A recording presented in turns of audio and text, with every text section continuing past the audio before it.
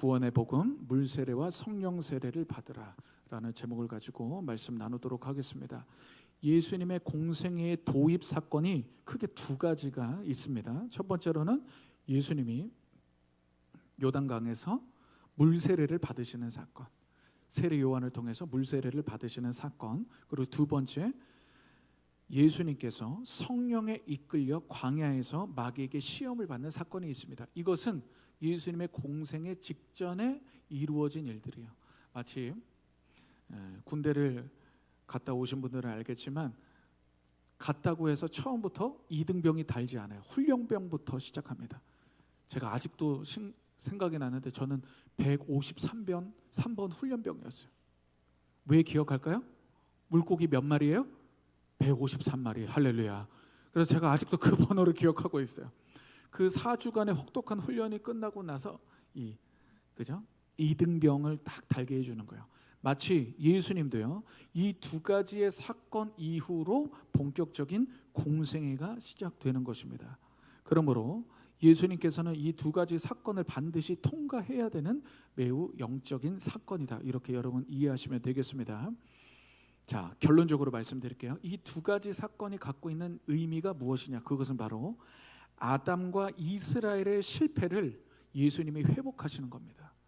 여러분들이 구약에 있어서 영적 의미를 정확하게 아셔야 되는데, 그것은 무엇이냐면 사람의 실패로 끝내야 되는 거예요. 구약은 사람의 실패로 끝나는 것이 목적입니다. 믿습니까?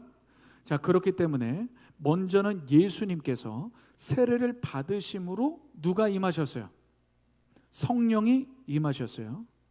이후로부터는 예수님은 공생애의 마지막까지 누구에게 이끌림을 당하셨어요? 성령의 이끌림을 당하신 거예요. 예수님은 인성과 신성이 공유되는 분이셨지만, 예수님은 우리의 모범으로 오셨기 때문에 우리들 가운데 성령을 따라 사는 삶이 무엇인가를 보여주신 줄 믿습니다. 할렐루야. 그렇기 때문에 요단강에서 성령의 세례를 받으신 것이다. 이것이 어떤 의미가 있느냐? 이는, 잘 들어주세요, 모세로부터 율법을 받은 이스라엘이 율법은 받았지만, 율법은 하나님의 선한 것이지만 율법을 지킬 능력을 부여받지 못했기 때문에 실패된 것을 극복하는 거예요. 무엇으로? 성령을 받음으로 극복하는 것인 줄 믿습니다. 그래서 로마서 8장 4절입니다. 육신을 따르지 않고 그 영을 따라 행하는 우리에게 무엇이 이루어진다고요? 율법의 요구가 이루어지게 하려 하심이라. 자, 벌써부터 어려워지는 것 같아요 지금. 그렇죠? 자, 잘 들어주세요. 육신을 따르지 않고 영을 따라 행한대요. 이 영은 어떤 영이에요? 성령이죠. 성령을 따르면 우리 가운데 무엇이 이루어진다고요? 율법의 요구를 이루신다는 거예요. 구약엔 율법의 요구를 이루지 못했어요. 왜냐하면 자기의 힘과 능력으로는 그 율법의 요구를 이룰 수 없다는 거예요. 하나님 사랑과 이웃 사랑을 이룰 수 없었다. 그런데 새 언약의 보증으로 말미암아 성령이 우리 안에 오심으로, 예수님이 요단강에서 성령 세례를 받으신 것과 같이 우리가 예수님처럼 내주하신 성령을 받음으로 우리들 가운데 무엇을 이루신다고요? 율법의 요구를 이루시는 줄 믿습니다. 아멘. 예수님의 행적 자체가요, 다 이 영적인 의미들을 담지하고 있다라는 거예요. 또한 예수님이 성령을 받으심으로 말미암아 성령 세례를 믿는 자에게 주실 권위가 생기신 거예요. 성령을 받으셨기 때문에. 자, 저번 주에 우리가 나누었죠? 예수님의 높아지심으로 말미암아 성부 아버지께 성령을 받아 너희가 보고 듣는 것을 부어주셨느니라. 할렐루야. 성령을 우리에게 부어주셨다는 것, 그 권위가 바로 요단강에서 성령 세례를 받으심으로 주어진 것이다. 여러분, 이것을 이렇게 기억하시면 되겠습니다. 이스라엘 백성들이 광야에서 몇 년 동안 지냅니까? 40년을 보내죠. 이것의 오버랩이 예수님의 40일 금식이에요. 40년의 광야 시간이 예수님의 40일 금식 기간으로 압축된 거예요. 성경에서 40이라는 숫자는 시험과 연단의 시간을 말하는 것입니다. 이스라엘 백성들은 40년 동안 광야 시험을 통과하지 못해서 어떻게 됐죠? 1세대들이 광야에서 다 죽게 돼버린 거예요. 이 실패를 극복하기 위해서 예수님이 40일 동안 금식하시고 누구에게 시험을 받으셨어요? 마귀에게 시험을 받으신 것입니다. 믿습니까? 그러니까 광야에서 40년 시험에 보여지지는 않지만 마귀가 40년 동안 이스라엘 백성들을 시험한 거예요. 예수님은 40일의 금식 기도 후에 마귀에게 시험을 통과하심으로 참 이스라엘의 모형으로 우리들 가운데 오신 줄 믿습니다. 그래서 이 모형론이라는 신학적 단어가 있어요. 모형론. 예수님은 아담의 모형으로, 잠시 후에 나눌 거예요. 아담의 모형으로 오셨다. 또한 모세의 모형론, 이런 것들이 있어요. 근데 모형론에 있어서 핵심은 뭐냐면 공통점과 차이점을 찾는 거예요. 예수님은 이스라엘로서 오셨어요. 공통점이에요. 근데 차이점은 뭐예요?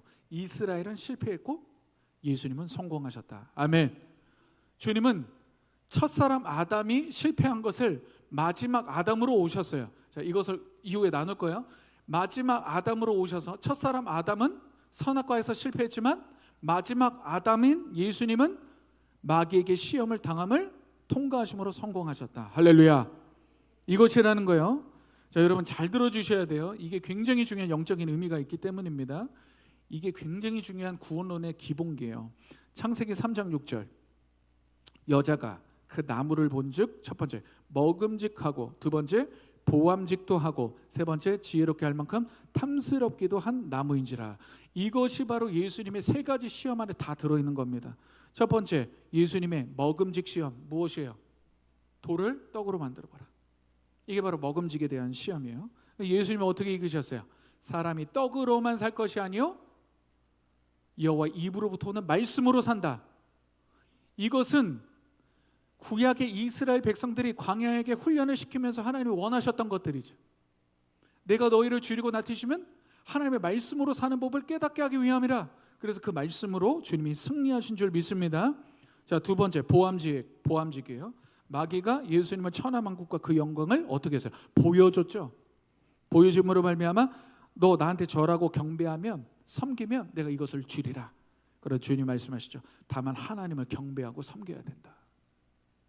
이스라엘 백성들이 이거를 통과하지 못했어요. 아담도 실패했어요. 마지막 지혜죠. 성전 꼭대기에 예수님을 올라가게 하고 떨어져 봐라. 천군 천사들이 보호하리라. 이것은 모세의 시편을 인용한 거예요. 그러니까 여러분 잘 들으셔야 돼요.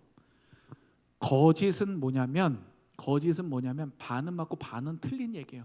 마귀는요 절대로 100% 거짓말을 하지 않습니다. 반은 진리를 얘기하고 반은 거짓말을 하는 거예요. 그래서 헷갈리게 만드는 거예요. 신천지가 뭐예요? 얘네도 완전 이단이고 막 거짓이지만 우리를 어떻게 해요? 교묘하게 맞는 이야기와 안 맞는 이야기를 섞어서 우리를 유혹하는 존재들이라는 거예요. 자, 여기 물이 있습니다. 물을 이렇게 먹을 수 있는 물이에요. 그런데 어떤 성도님이 나를 미워해. 미워하면 안 됩니다. 할렐루야. 나를 미워해가지고 여기서 청산가리 한 방울을 딱 넣네. 그러면 물이 99.9%라도 청산가리 한 마리 딱 넣어놓으면 먹을 수 있는 물이 아니에요. 아닌 거죠. 마귀가 지금 예수님을 그렇게 시험하는 거예요. 말씀을 인용하여 시험해. 떨어지면 천사들이 돕는다 하지 않겠느냐. 그런데 주님이 어떻게 간파하시죠. 그래서 뭐라고 얘기하세요? 주 너의 하나님을 시험하지 말라. 문제의 겉이 아닌 중심을 파고드는 거예요. 할렐루야. 여러분의 삶의 문제 가운데 겉을 해결하는 게 아니라 본질을 해결할 수 있는 그런 통찰력이 있기를 주님의 이름으로 축복합니다. 이게 바로 지혜에 대한 시험이었다는 거예요. 그래서 아담은 넘어졌어요. 먹음직, 보암직, 지혜롭게 할 만큼 탐스럽게. 이거 쓰러졌어요. 이스라엘 백성들도 쓰러졌어요. 먹음직한 것들. 왜 만나만 먹느냐 이거예요. 나도 우리 고기 먹고 싶다. 미추라기를 막 정말로 어마어마하게 보내주죠. 그런데 이 사이에 고기가 꼈을 때 주님이 그들의 욕심 가운데 치십니다. 보암직, 우리들을 구원할 수 있냐? 불평불만합니다. 마라에 쓴 말 물이 없다 막, 그죠? 지혜롭게 할 만큼 이 광야에서 우리를 정말로 구원해 주실 수 있는 분이 맞냐? 이런 계속적인 시험들이 있었다. 이것을 예수님은 성공하셨다는 거예요. 그러므로 사랑하는 성도 여러분, 지금 오늘을 살아가는 우리들에게도 현대판 선악과는 계속 존재하는 것입니다. 그러니까 아담 뭐라고 하면 안 돼요. 아담이 그때 따먹어가지고 우리가 왜 이렇게 고생하는 거야? 이러시는 분 안 계시죠? 지금 우리도 따먹을 수 있는 거예요. 보암직한 거, 먹음직한 거, 뭔가 이거 하면은 지혜롭게 할 만큼 탐스러운 것들, 이렇게 우리는 살고 있다. 그래서 사도 요한이 경고하는 말씀, 요한 1서 2장 16절입니다. 나오나요? 혹시? 제가 안 적어드렸죠? 없는 것 같아요. 제가 읽어드릴게요. 이는 세상에 있는 모든 것이 첫 번째 육신의 정욕, 두 번째 안목의 정욕, 세 번째 이생의 자락이니 다 아버지께로부터 온 것이 아니요 세상으로부터 온 것이라. 여기에도 세 가지가 또 기록된 거예요. 먹음직, 보암직, 지혜롭게 할 만큼 탄스러운 거. 여러분, 여러분의 인생이 육신의 정욕과 안목의 정욕, 이생의 자랑을 반드시 승리하기를 주님의 이름으로 축복합니다. 자, 그래서 우리는요 끊임없이 선악과 사건을 경험하며 살아가는데 우리가 구원받아야 되는 세 가지 영역이 있는 거예요. 그 표가 있나요? 자, 첫 번째, 여러분들은요 죄로부터 구원을 받아야 됩니다. 믿습니까? 죄로부터 구원을 받아야 돼요. 그런데 이 죄로부터 구원을 받으려면 어떻게 해야 돼요? 이 세상적인 것으로부터 구원을 받아야 돼요. 아멘. 그래서 너희는 이 세대를 본받지 말고, 이렇게 말씀하시는 거예요. 할렐루야. 이 세대를 본받지 않는 은혜가 있기를 바랍니다. 그런데 이 세상으로부터 구원을 받으려면 어떻게 해야 돼요? 여러분들의 자아의 욕심으로부터 구원을 받아야 돼요. 결국 우리 인생의 마지막 싸움은요 자아와의 싸움이에요. 자아와의 싸움. 사도 바울이 인생 말년에 쓴 편지에서 직분자들을 세웁니다. 그때 강조하는 것들이 하나 뭔지 아세요? 흠이 없고, 흠이 없고. 그런데 사람이 어떻게 흠이 없을 수 있냐, 이렇게 얘기할 수 있는데요, 진짜 예수님을 믿고 따라가다 보면 겉으로 보이는 흠들은 대부분 사라집니다. 믿습니까? 안 믿어요? 여러분 정말 믿으세요? 자, 여러분들이 저를 딱 봤는데 목사님 흠이 많아. 그러면 설교가 은혜가 되겠어요? 우리 장로님, 권사님들 보니까 흠이 많아. 그럴 수도 있는데 진짜 주님 따라가다 보면 겉으로 보이는 흠들은 거의 다 사라집니다. 거의 다 사라져요. 한 가정의 남편, 또 가정의 집안을 달살고, 그런데 무슨 문제가 나면 이면적인 문제가 남아있는 거예요. 아직도 내 욕심대로 살고 싶은 나의 육신의 정욕과 세상의 정욕들, 이것들과의 막 씨름, 때로는 순간 넘어지고 쓰러질 수는 있어요. 그러나 다시 한번 일으키게 되는 것, 이것이 바로 여러분 자아와의 씨름이에요. 믿습니까? 이것들이 되기를 주님의 이름으로 축복합니다. 그래서 사도 바울은 직분을 세울 때 가장 먼저 강조한 게 뭐야? 책망할 것이 없어야 된다는 거예요. 책망할 게. 옆 사람 바라보세요. 책망할 게 있나? 봐봐, 바라보질 않잖아 지금. 책망할 게 없어야 된다는 거예요. 이게 단순하게 그냥 뭐랄까요? 그냥 겉으로 보이는 책망 정도의 이야기가 아니에요. 원래는 교회에서 직분 세울 때는 책망 정도가 아니라, 왜냐하면 마귀에게 틈을 주지 않기 위해서 사도 바울이 이러한 고백을 하게 하는 것입니다. 여러분 이것을 믿으시길 바랍니다. 아멘. 자, 그렇다면 오늘 이제 본문의 장면에 보면 예수님께서 공생애를 위해 세례 요한에게 세례를 받으시는데요, 두 가지 영적인 포인트가 있죠. 그게 바로 첫 번째가 물 세례고 두 번째가 성령 세례입니다. 자, 마가복음 1장 8절 우리 같이 읽어볼까요? 시작. 나는 너희에게 물로 세례를 베푸시리라. 아멘. 물로 세례를 베풀었거니와 그는, 예수님은 너희에게 성령으로 세례를 베푸시리라. 자, 오늘 설교의 주제죠. 물 세례와 성령 세례가 가진 영적인 의미가 무엇인가, 그리고 그것이 구원과 무슨 관계가 있는가, 그것을 살펴보도록 하겠습니다. 먼저 세례란 헬라어로 밥티스마, 이런 의미가 있어요. 씻다. 그러니까 가장 강조되는 게 씻음의 의미가 있다라는 거예요. 그러므로 세례란 예수 그리스도를 믿음으로 그 죄가 씻겨진 상태를 세례라는 표징을 보여주는 것입니다. 첫 번째, 1번 대지 같이 읽어봅니다. 시작. 물세례는 범죄를 씻는 것이 아니라 죄인을 씻는 것이다. 조금 어려울 수 있는데 잘 들어주셔야 돼요. 물세례는 뭘 씻는다고요? 범죄가 아니에요. 죄인을 씻는 것이다. 존재적이라는 거예요. 행위를 씻는 게 세례가 아니라 존재를 씻는 게 바로 물세례인 줄 믿습니다. 자, 구약의 세례가 있어요. 출애굽기에 백성들이 홍해와 요단강을 걷는 사건을 성경은요 구원의 세례라 이렇게 말하고 있는 것이에요. 이것은 구원의 복음 사역에 있어서 예수님도 반드시 세례 요한의 사역을 거쳐가야 되는 순번이 있었다는 거예요. 왜일까요? 그것은 바로 예수님은 죄가 없으시지만 인류를 향한 온전한 대표로서 물 세례를 거쳐야만 성령 세례를 줄 수 있는 권한이 부여된 거예요. 믿습니까? 인류의 대표성이 있기 때문에. 그러므로 예수님은 첫 아담의 실패를 극복한 마지막 아담이 되신 줄 믿습니다. 그래서 이 표현을 주목해야 돼요. 자, 성경의 사도들은요 각자만의 예수 그리스도의 이해들이 있었어요. 이해들. 가령 예를 들어 여러분들이 독생자라는 단어는요 사도 요한만이 쓰는 단어예요.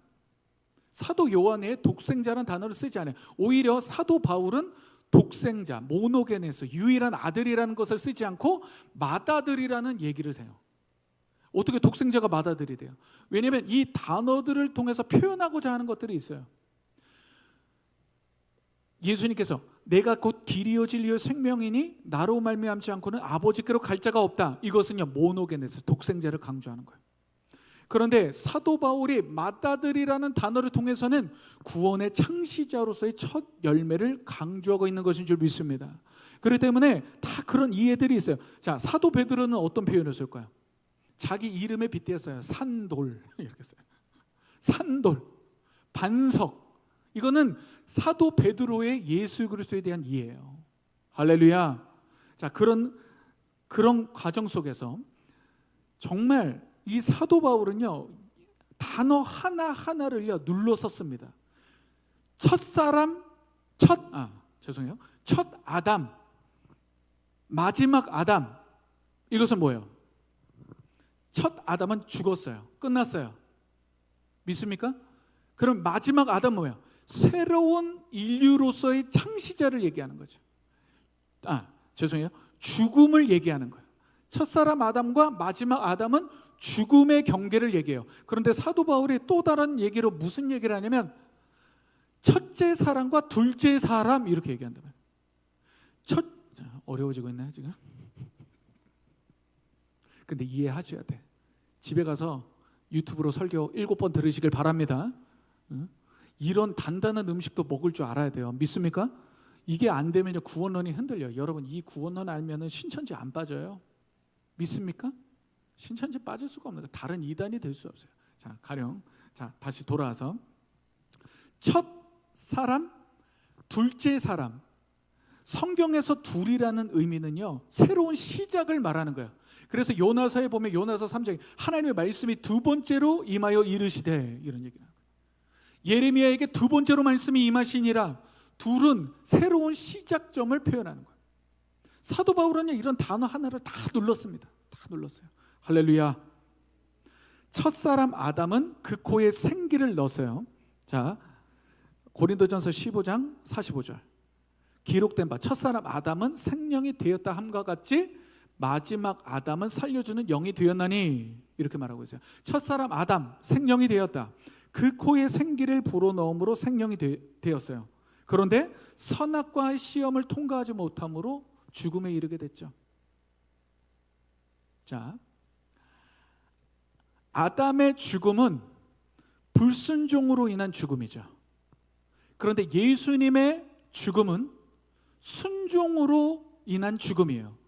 이 차이가 바뀐 거예요. 할렐루야. 여러분의 죽음, 믿지 않는 불신자의 죽음은 불순종에 대한 죽음이에요. 그리고 그 끝은 지옥이에요. 믿는 저와 여러분들의 죽음은 순종으로 인한 죽음인 줄 믿습니다. 그리고 그 끝은 천국이에요. 할렐루야. 그것의 DNA를 창지하신 분이 예수님이라는 거예요. 놀랍지 않나요? 놀랍지 않나요? 저는 이거 깨닫고 집에서 막 할렐루야를 외치면서 주님의 이 놀라운 이 영적인 세계와 지식들이 얼마나 풍부한지. 근데 여러분 솔직히 말씀해 보세요. 여러분 로마생들 로마서 잘 안 익힐 거예요. 뭔 얘기인지 이게 도대체. 한국말인데 한국말이 아닌 것처럼. 제가 그거 지금 하나하나 풀려고 하는 거죠. 그래서 여러분 제가 기대하기로는 고난주간 특세 로마서 강해를 하는데 십자가의 도라는 챕터가 끝나면 로마서가 선명하게 보이는 은혜가 있기를 바랍니다. 아멘. 구원의 복음이 확실하게 선명해지기를 바랍니다. 제가 그래서 지금 우리 사랑하는 성도님들 지금 단단할 수 있고, 지금 죄송한 얘기지만 어쩌면 좀 처음 듣는 이야기일 수도 있어요. 십자가 복음이 이런 거야? 첫 아담, 마지막 아담 개념 자체를 모르고 살으실 수도 있어요. 첫째 사람, 둘째 사람, 이것도 뭐 이게 무슨 내용인지도 몰랐을 수 있어요. 그런데 성경은요, 이만큼 굉장히 깊은 책인 줄 믿습니다. 그렇기 때문에 여러분 말씀을 깊이 있게 깨달아 아는 은혜가 있기를 바랍니다. 이거 제가 자랑이 아닌데 이게 이상하게 들릴까 봐 좀 걱정이 되는데, 그만큼 우리가 말씀을 깊게 파야 될 줄 믿습니다. 할렐루야. 아멘. 자, 마가복음 1장 1절 2절입니다. 하나님의 아들 예수 그리스도의 복음의 시작이라. 2절 선지자 이사야의 글에 보라, 내가 내 사자를 내 앞에 보내노니 그가 내 길을 준비하리라. 왜 복음의 시작이 예수님이 아닐까요? 이 질문을 하셔야 된다는 거예요. 복음의 시작은 세례 요한부터 시작됩니다. 하나님 나라가 가까워졌으니 주님 뭐라고 선포하세요? 회개하고 복음을 믿으라. 회개의 사역은 누가 했어요? 세례 요한이 한 겁니다. 이게 복음의 완성인 줄 믿습니다. 그래서 세례 요한이 예수님의 오실 길을 닦은 거예요. 그렇다면 무엇이 준비된 길인가? 세례 요한의 물세례입니다. 회개의 세례. 마가복음 1장 4절. 세례 요한이 광야에 이르러 죄사함을 받게 하는 회개의 세례를 전파하니. 회개의 세례를 전파했어요. 자, 마태복음 3장 11절. 나는 너희로 회개하게 하기 위하여 물로 세례를 베풀거니와. 그럼 물에 가진 영적인 의미가 뭐예요? 회개라는 거예요. 회개. 그러면 자, 무엇을 회개해야 될까요? 아까 우리가 1번 대지로 돌아왔고요. 세례는, 물세례는 범죄를 씻는 게 아니라 죄인을 씻는 것이다. 자, 우리는 지금까지 회개가 나 거짓말했어요. 나 오늘 화를 냈어요. 주님 이거 회개합니다. 저는 죄인입니다. 자꾸 범죄 때문에 내가 죄인이라는 인지가 생겨요. 인지가 생기는 거예요. 근데 성경은 완전 반대라고 제가 저번 주에 얘기했죠. 여러분들이 그 범죄로 말미암아 무엇을 깨닫게 되는 거예요? 고칠 수 없는 죄인임을 깨닫게 되는 거예요. 뿌리가 죄인이다 보니까 범죄의 열매가 계속 나타나게 되는 것입니다. 그래서 그 당시 유대인들에게 율법은 천국으로 가는 길인데 이런 인식이 있었어요. 율법 613개를 잘 지키면 천국에 갈 수 있다. 이게 기본적인 바탕이 되는 천국론이에요. 천국론. 그런데 세례 요한의 천국론이 다르게 선포됩니다. 그것을 한번 봅시다. 마태복음 3장 10절 읽어봅니다. 시작. 이미 도끼가 나무 뿌리에 놓였으니 좋은 열매를 맺지 아니하는 나무마다 찍혀 불에 던져지니라. 도끼는 몸통을 찍어야 되죠. 그런데 도끼가 나무 뿌리에 있대요. 뿌리는 보이지 않는 것이에요. 열매는 보입니다. 여러분의 삶에 뭐 열매들이 있을 수 있죠. 그러나 뿌리는 보이지 않아요. 뿌리는 마음이에요. 그럼 도끼가 원래는 가지, 열매를 쳐야 되는데 어디를 치고 있어요? 뿌리를 치고 있다는 거예요. 이유는 좋은 열매가 나지 않기 때문에 가지를 치는 것은 근본 해결이 안 된다. 어디를 쳐야 된다? 뿌리를 쳐야 된다. 너희들 바리새인 유대인들아 잘 들어라. 너희가 613개 율법을 다 지킨다고 하고 있어? 그래, 표면적으로는 다 지키는 것 같지. 그런데 예수님의 복음의 진리를 그대로 선포하는 거야. 세례 요한이. 너 마음으로 간음해서 그럼 너 간음한 거야. 너 마음으로 이웃의 물건을 탐해서 그럼 너 탐한 거야. 그러니까 복음은요, 율법을 확장시켜요. 율법은 표면만 지키면 됐어요. 그런데 신약의 법에 오면 이 율법이 이제는 마음의 법으로 들어갔어요. 그러니까 어떻게 돼요? 마음의 법을 지킬 수 있는 의인은 있다 없다? 없다.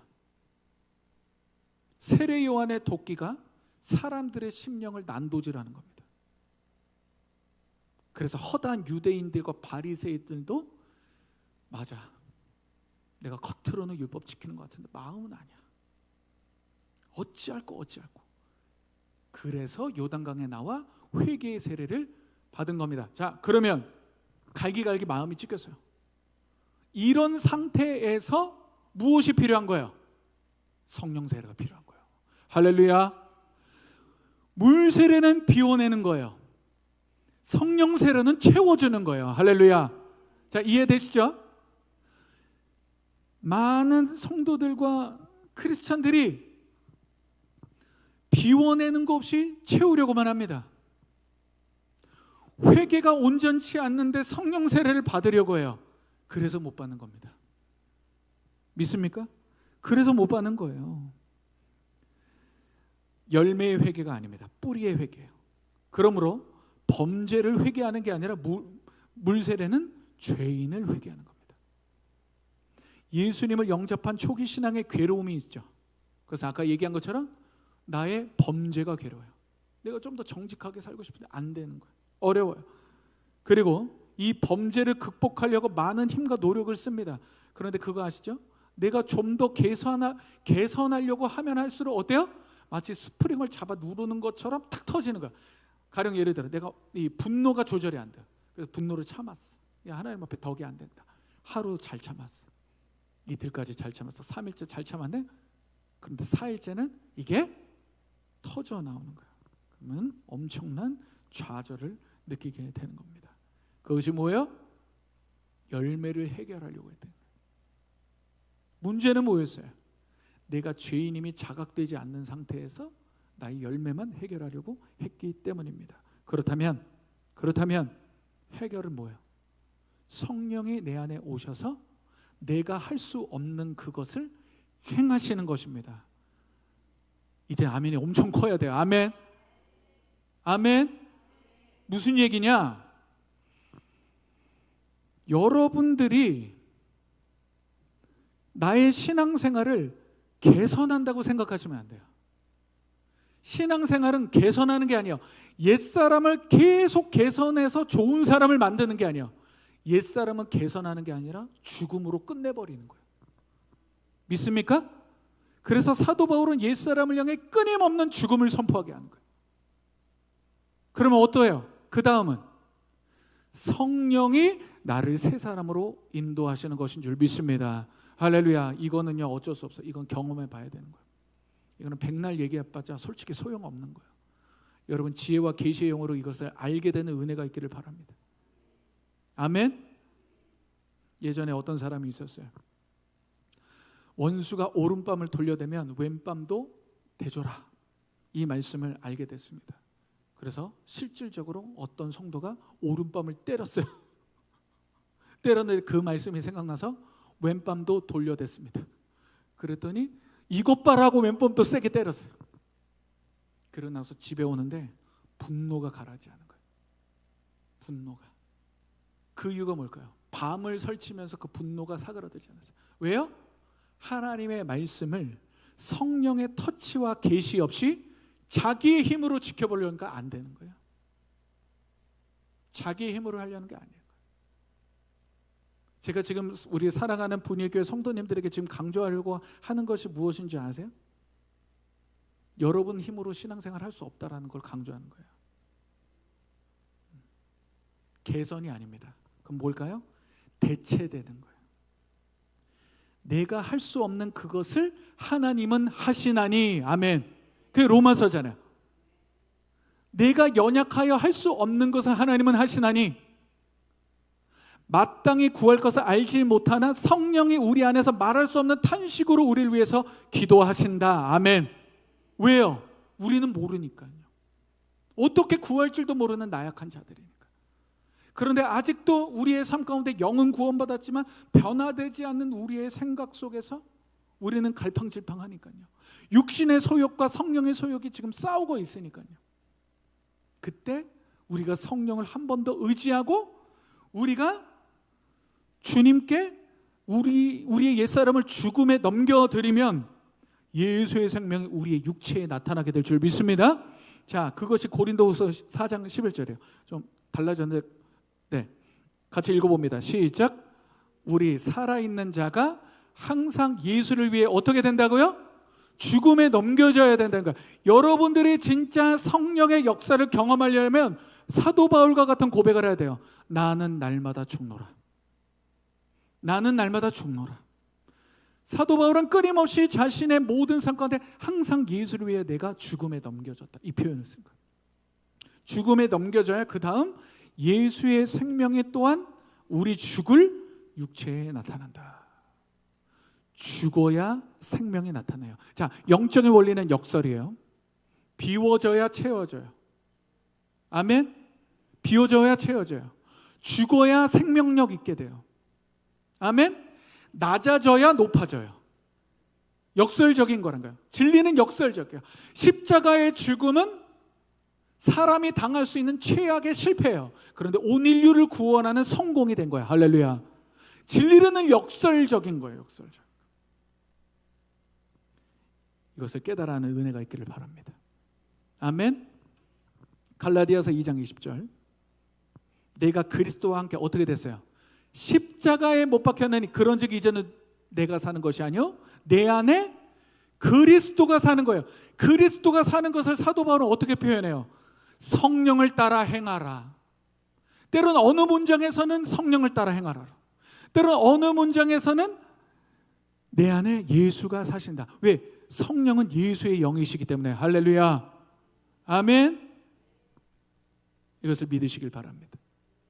그래서 제가 여러분들에게 십자가의 죽음의 죽음을 얘기했죠. 자, 복습이에요. 저번 주 수요일 날 다 까먹었죠. 할렐루야. 자, 십자가의 두 가지 죽음을 기억하라고 했어요. 제가 첫 번째 어떤 죽음이에요?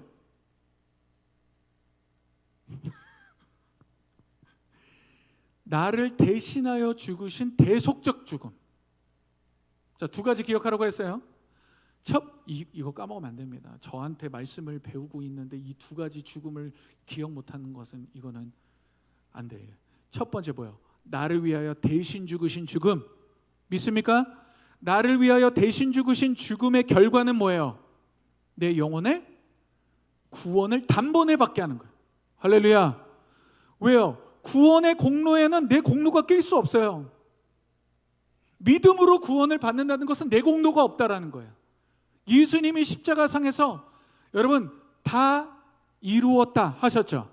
이것을 원어로 얘기하면 이렇게 얘기해요. 다 지불했다. 다 지불했다. 뭘요? 우리를 구원하기 위한 값을 다 지불했다. 믿으면 아멘. 아멘. 그래서 우리가 구원받은 줄 믿습니다. 그런데 자, 우리는 구원을 받았지만 아직 구원이 완성되지 않았기 때문에 구원을 두렵고 떨림으로 이루어 가야 되는데, 이루어가는 그 구원에 있어서의 핵심은 뭐예요? 연합적 죽음. 내가 그리스도와 함께 십자가에 못 박혔다. 아멘입니까? 두 가지의 죽음이라는 거예요. 다시 한번 따라 봅니다. 대속적 죽음, 연합적 죽음. 이게 십자가의 굉장히 큰 두 가지 죽음이에요. 이것을 기억 못하면 안 됩니다. 어떤 성도들은 그냥 대속적 죽음만 기억하고 사는 거예요. 그러니까 어때요? 연합적 죽음이 없어. 평생 신앙생활하는데 자기 욕심 하나 이기지 못하고 끝나는 거예요. 인생 끝내는 거예요. 평생. 그러면 성령이 떠나가십니다, 여러분. 성령이 떠나가시는데 어떻게 되는지 아세요? 신학적 관성이 있어서 예배는 드려요, 여러분. 11조도 내요. 관성이 있어서. 그리고 착각해요. 내가 이렇게 신앙생활해도 구원받을 수 있다 라는 착각 속에 빠져 산다는 거예요. 아닙니다, 여러분. 그런 구원이 아니에요. 끊임없이 여러분들이 성령을 따라 행하는 삶이 되기를 주님의 이름으로 축복합니다. 그러면 어떻게 돼요? 칭의, 믿음으로 말미암아 구원을 받는다는 칭의는 당연히 성화와 연결되어 가는 거예요. 성화는 선택적 문제가 아닌 거예요. 그래서 믿으면 아멘 합시다. 우리는 성화를 자꾸 이렇게 선택적 문제라고 생각해요. 요 정도. 예전에 어떤 성도님이 저한테 이렇게 얘기를 한 적도 있는데 충격을 받았어요. 주님은 해와 같아. 좋은 표현이죠. 주님은 해와 같아요. 그런 이런 얘기를 하는 거야. 해와 같아서 너무 가까이 가면은 타들어간대. 적당한 거리감을 둬야 된다. 차라리 타들어가는 은혜가 있기를 바랍니다. 아멘. 타들어가는 은혜가 있기를 바랍니다. 그래서 죄인의 해결은 오직 십자가 앞에 여러분들이 서는 겁니다. 십자가 앞에 서는 거예요. 그리고 내가 죽었다는 것을 성령의 지혜와 계시의 영으로 깨닫게 될 때 내 삶은 개선되는 게 아니라 이거구나, 하나님의 능력이 나를 이걸 극복하게 해줬다. 아멘. 이 고백을 하는 겁니다. 저는 이 고백을 경험해봤어요. 내가 넘어설 수 없는 나의 죄의 문제를 성령이 뛰어넘게 하셨어요. 할렐루야. 그랬더니 드는 생각이 뭔지 아세요? 너무 쉬워. 너무 쉬워. 어렵게 끙끙대면서 막 이거를 해보려고 했던 게 하나도 안 됐는데 성령이 그냥 탁 임하시니까요, 그 죄가 탁 털어지는 게 순간이었어요. 순간이었어요. 할렐루야. 그래서 여러분들이 무엇을 사모해야 돼요? 여러분 안에 계신 성령이 끊임없이 여러분들을 통해 역사하실 수 있도록 여러분들의 역할은 내어주는 것인 줄 믿습니다. 성령께 여러분들이 자꾸 내어주는 거예요. 그래서 기도가 중요한 거예요. 여러분, 기도가 왜 중요한지 아세요? 기도가 중요한 이유는요, 정확하게 말씀드리면 기도 제목이 중요한 게 아니에요. 기도하고 있는 상태가 더 중요해요. 믿습니까? 기도 자체가 중요해요. 답답해요. 목사님 기도가 안 돼요. 괜찮아요. 그래도 나와서 예배드리고 기도하세요. 그럼 주님이 그것을 기도로 받아주세요. 아멘. 그리고 할 수 없는 것들을 행할 수 있는 능력을 우리에게 부여해 주시는 줄 믿습니다. 할렐루야. 여러분, 제가 이 설교 원래 중고등부 애들한테도 했던 설교예요. 할렐루야. 중고등부 애들한테도 했던 설교. 그런데 제가 깨달은 게 뭔지 아세요? 영으로 아는 자들은 알아듣게 돼요. 아멘. 알아듣게 돼요. 이게. 무릎을 탁 치게 돼요. 이거구나. 내가 지금까지 신앙생활을 개선하려고 했구나. 아니구나. 내가 할 수 있는 것은 성령을 의지하는 것밖에 없구나. 할렐루야. 끊임없이 믿음으로 받는 것인 줄 믿습니다. 그래서 생명의 원리, 죽음에 넘겨진 만큼 생명은 나타나는 것이죠. 내가 죽음에 넘겨진 만큼. 그래서 하나님의 깊은 곳을 만진 성도들은 다 많은 죽음을 넘어갑니다. 많은 죽음을 넘어가요. 그렇다고 해서 고난을 자처하지 마세요. 고난을 자처하지 마세요. 여러분들의 수준에 따라 하나님이 감당할 시험만큼 주십니다. 믿습니까? 그럼 여러분들이 그 시험 가지고 죽음을 피하면 안 되겠죠. 지금 여러분 삶 가운데 하나님이 안배하신 감당할 시험들을 내가 죽음을 통과함으로, 주님을 의지함으로 통과하려고 하면 하나님이 여러분 가운데, 여러분 안에 있는 예수님이 더 나타나게 하실 줄 믿습니다. 그거라는 거예요. 그러므로 저번 시간과 함께 보면 아담의 DNA는 끊어져야 돼요. 그리고 새로운 예수님의 유전, 예수님의 DNA가 생성되어야 했다. 여기까지 말씀드렸어요. 아담의 DNA는 개선될 수가 없다. 아담의 DNA는 무조건 죽고 끝나는 것이다. 믿습니까? 그래서 여러분, 이 얘기하면 너무 오래 가는데 로마서 7장의 내용이 뭐예요? 한 아내와 두 남편을 얘기하는 거예요. 율법의 남편, 복음의 남편. 그런데 먼저 결혼했던 이 아내가 율법의 남편과 결혼하는 거예요. 그런데 이 율법의 남편은 선해, 좋아, 정의로워. 그런데 뭐예요? 아내가 그 수준을 못 따라가는 거예요. 그러면 이 아내가 너무 힘들어서 새 시집을 가고 싶어. 새 시집을 가고 싶으면 어떻게 돼야 될까요? 율법 남편이 죽으면 합법적으로 새 시집을 갈 수 있죠. 그럼 복음의 남편과 결혼할 수 있는 거예요. 근데 사도 바울이 여기서 갑자기 반전을 일으켜요. 율법의 남편은 죽을 수가 없는 거예요. 그럼 누가 죽어야 돼요? 아내가 죽어야 되는 거예요. 아내가 죽음을 통과하면 어떻게 돼요? 그 다음에 아내가 부활해야 되는 거예요. 그게 십자가입니다. 십자가로 부활된 아내가 이제는 복음과 결혼하는 그 그림 언어를 로마서 7장에 다루고 있는 거예요. 굉장히 깊죠. 굉장히 깊은 얘기죠.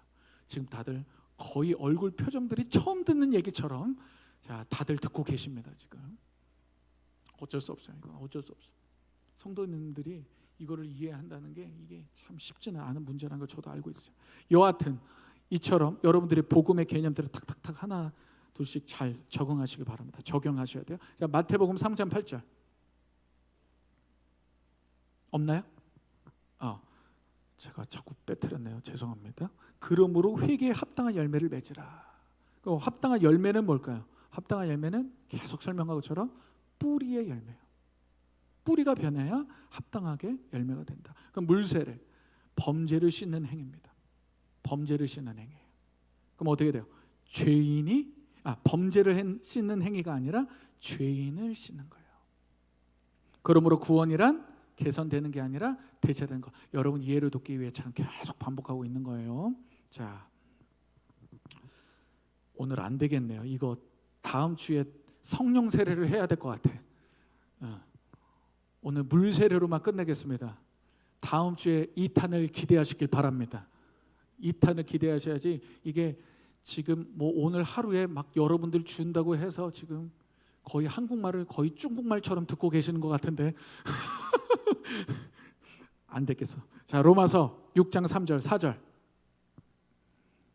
자, 무릇 그리스도 예수와 합하여 세례를 받은 우리는 그의 죽으심과 합하여 세례를 받은 줄 알지 못하느냐. 세례의 개념이 자꾸 죽음과 가는 거예요. 자, 6장 4절. 그러므로 우리가 그의 죽으심과 합하여 세례를 받음으로 어떻게 됐다고요? 그와 함께 장사되었다. 장사. 여러분 장사가 뭐예요? 죽은 사람을 땅에 묻는 거예요. 하관이라고 하죠. 죽은 사람을 땅에 묻거나 또 때로는 화장 다 태워버리는 거예요. 이거 장사예요. 그러므로 여러분 세례의 의미가 뭐예요? 자, 침례라고 하죠. 물에 들어가는 행위가 어떤 의미가 있을까요? 바로 옛사람이 죽은 거예요.